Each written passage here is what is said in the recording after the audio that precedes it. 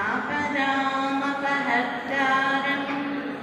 दातारं सर्वसम्पदां लोकाभिरामं श्रीरामं भूयो भूयो नमाम्यहम्. జై శ్రీమన్నారాయణ. భగవద్బంధువులారా, విశ్వమంతటా అనంత స్వరూపుడిగా అనంత రూపాలలో వ్యాపించి ఉండేటువంటి స్వామి మన మీద వాత్సల్యంతో మనకున్న పరిమితులను దృష్టిలో పెట్టుకుని చూస్తేనే కానీ నమ్మకం కలగదు మనకు కనుక అంటూ దిగివచ్చినటువంటి రూపమే అర్చ. అర్చగా స్వామి దిగి వస్తే ఎంత వాత్సల్యమూర్తో స్వామి మనకి అవగతమవుతుంది. ఎందుకు అంటే ఇప్పుడే మన మధుస్వామి అన్నట్టుగా ఒక పసివాడు తల్లి పెడితేనే ఆహారం, తల్లి స్నానం పోస్తేనే లాలపోసుకోవడం అని అడగడం కూడా చేత కాని స్థితిలో ఎలా అమ్మకి లొంగి ఒదిగి ఉంటాడో అలా జగన్నియామకుడు జగత్ ప్రభువు అయినటువంటి పరమాత్మ ఒక బిడ్డడిలా మనకి అర్చారూపంలో లభిస్తాడనమాట. అలా లభించినటువంటి ఈ కోదండ శ్రీరామచంద్ర ప్రభువు మన పరమాచార్యులైనటువంటి శ్రీ శ్రీ శ్రీ పెద్దజీయ స్వామి వారి నుండి మన ఆచార్యుల వారికి లభించడం జరిగింది. ఎంతటి అసామాన్య ప్రభువు ఈయన అని అంటే లోకంలో ఏ ఇతర అర్చారూపంలో ఇంతటి వైభవాన్ని మనం దర్శించలేము. శ్రీ శ్రీ శ్రీ పెద్దస్వామి వారి నుండి 108 స్వాధ్యాయ జ్ఞాన యజ్ఞాలను నిర్వహింపజేసుకున్నటువంటి స్వామి, 108 శ్రీరామాయణ మహాక్రతువును నిర్వహింపజేసుకున్నటువంటి స్వామి. సాధారణంగా శాస్త్రంలో 100 యజ్ఞాలు చేస్తే ఇంద్ర పదవికి అర్హులు, అంటే దేవతలని కూడా నియమించగలిగేటువంటి సామర్థ్యాన్ని పొందుతారు అని అంటారనమాట. మన పరమాచార్యుల నుండి మన ఆచార్యుల వరకు లభించిన ఈ స్వామి 108 వేద యజ్ఞాలని, అలా వేద స్తూపాల నిర్మాణాన్ని అనుగ్రహించినటువంటి స్వామి. రామాయణ వైభవాన్ని లోకానికి అందించడం కోసం 108 మార్లు 108 ప్రాంతాలలో మన భారతదేశంలోనూ నేపాల్లోనూ కూడా శ్రీరామాయణ మహాయజ్ఞాన్ని నిర్వహింపజేసుకున్నటువంటి స్వామి. అంతేకాదండి, శ్రీ శ్రీ శ్రీ పెద్దస్వామి వారు తిరుమలలో 1008 కుండాలతో ఒక లక్ష్మీనారాయణ మహాయాగ క్రతువు ఒకసారి నిర్వహించి మరొక మారు సంకల్పించినప్పుడు దానిని తిరిగి మన స్వామివారి ద్వారా సంపూర్ణం చేసుకుంటూ మన స్వామివారి ఆవిర్భావానికి కారణమైనటువంటి స్వామి. ఈనాడు మనమంతా కూడా జగదాచార్యులు, మన అందరి ఆత్మీయ ఆచార్యులు అని ఆరాధించుకోగలిగేటట్టుగా శ్రీ శ్రీ శ్రీ చిన్నజీయ స్వామి వారు లభించారు అంటే కారణం శ్రీ శ్రీ శ్రీ పెద్దస్వామి వారు తిరుమలలో సంకల్పించినటువంటి 1008 కుండాల మహాయాగం. అది మన స్వామివారు ప్రప్రథమంగా నిర్వహించినటువంటి యాగం.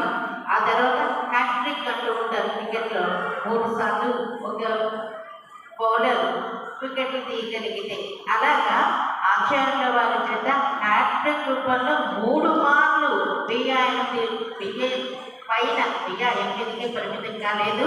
మన రామానుజుల వారి యొక్క ఆవిష్కరణ సమయంలో 1045 కుండాలతో కూడా మహాయాగాన్ని శ్రీ స్వామివారు నిర్వహించేటట్లుగా అనుగ్రహించినటువంటి స్వామి మన ఈ శ్రీ కోదండ రామచంద్ర స్వామి. ఆ యొక్క స్వామి ఏది చేసినా ఒక విశేషమైన లీల.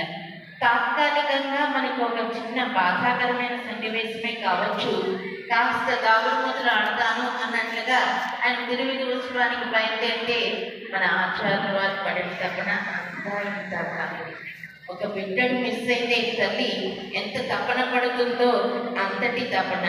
మామూలుగా ఇంట్లో ఉన్న బిడ్డడికి కాస్త ఒళ్ళు వచ్చబడితేనే ఆ తల్లి నిద్రభాగాలు మాని ఆ బిడ్డడికి తగ్గేదాకా తపన పడినట్లుగా లోకంలో మనందరికీ మాతృమూర్తులు, మీ అందరికీ తల్లిదండ్రులు అందరికీ కూడా ఇది అనుభవమే. అలాంటిది స్వామి కాస్త విహారానికి వెళ్ళొస్తానన్నట్లుగా బయలుదేరే వరకు స్వామివారి యొక్క తపన శాస్త్రాలైతే కళ్ళతో చూడలేదు, కళలో మాత్రమే దర్శించింది. వారు ఎంతగా అన్వేషిస్తున్నారు అన్నది స్వామివారికి అప్పటికి ఇప్పటికీ అదే స్వభావం. పరమాత్మ మీద తప్ప ఇంకెవరి మీద పడాలి అని అనుకోరు, అది ఇష్టపడరు ఏమాత్రం. దాస్తానికి ఒక స్వప్నం ఒకటి కూడా. కావేరి పుష్కరాలకి వెళ్ళి వచ్చాము స్వామివారితో పాటు అందరం శ్రీరంగం నుంచి. తర్వాత తిరునక్షత్ర మహోత్సవం, దీపావళి ఉత్సవం, దీపావళి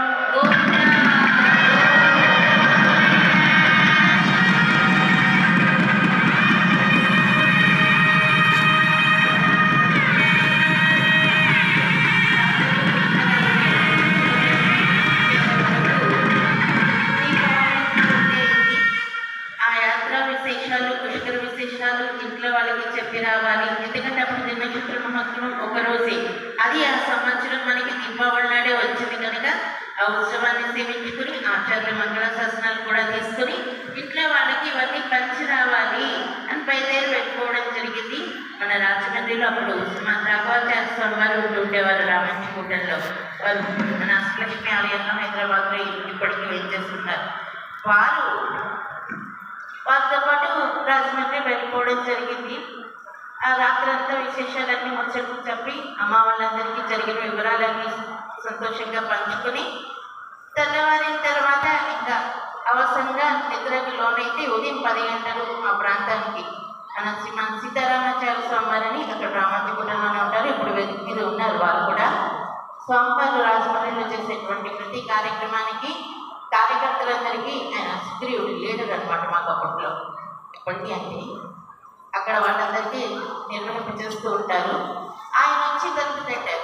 ఆ సమయానికి దాసరానికి స్వప్నం, పగటి కథ నిజం కాదు సాధారణంగా, కానీ అప్పుడు జరుగుతున్న సన్నివేశానికి భగవంతుడు అలా అనుసంధానం చేస్తాడు ఏమో. స్వామివారి దేన్న చాలా తీవ్రంగా అన్వేషిస్తూ మొక్కల మధ్య ఎక్కడెక్కడికో వెళ్తున్నారు. వెనకాల విద్యార్థులందరూ పరుగులు పెడుతూ అనుసరిస్తూ ఉన్నారు.